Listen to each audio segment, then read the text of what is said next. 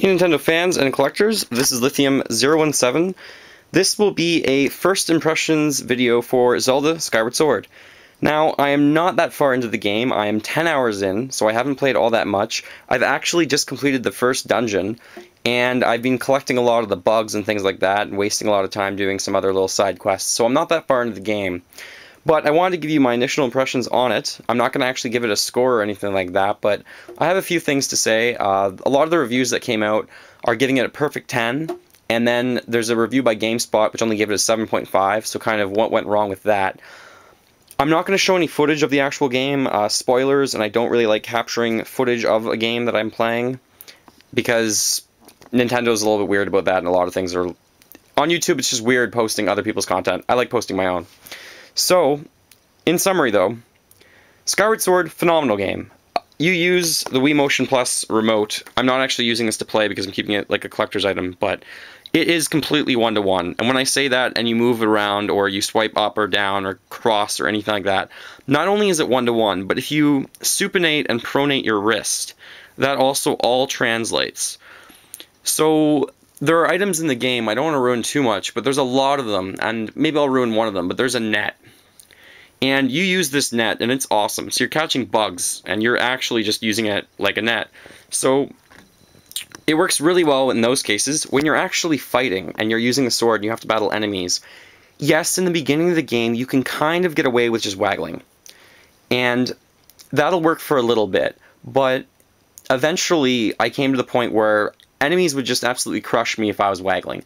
So you cannot just get through this game on waggling. You need some skill. You need some talent with the sword or with the blade.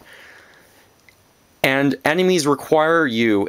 It's true. They're not a puzzle, every single enemy, but they're really, really neat, and they block in certain ways. You need to learn their patterns. So every single enemy now is a challenge. It's not that easy anymore, which is really fun. The overworld is amazing. It's a lot bigger than it looks, but...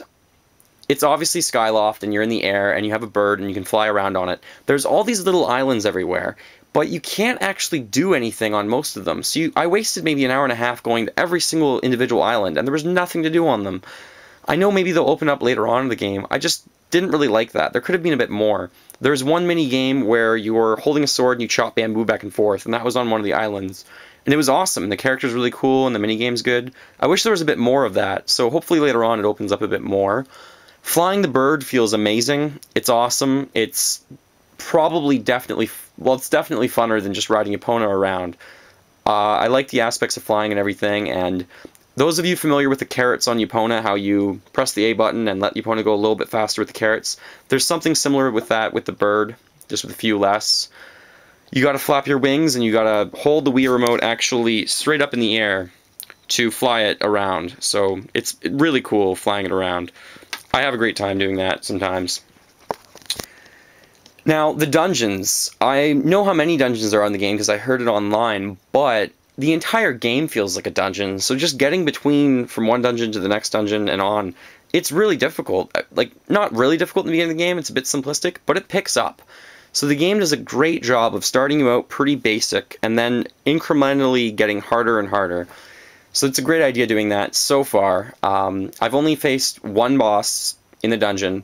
It was really good, really well done. So Skyward Sword, definitely have to pick it up. There's a lot to collect. Let me think. I think 16 of one thing, 12 in another, and then 4 more, all to collect. So as a collector in real life, getting all these items, the game's just going to kill me because I'm going to be going around for hours upon hours just trying to pick up stuff and collecting it as well.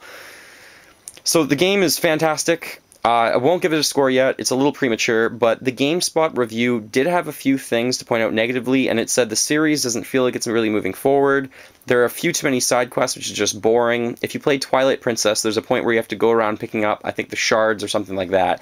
And it just feels like you have to go back to the same areas over and over, and apparently this game does do that a lot.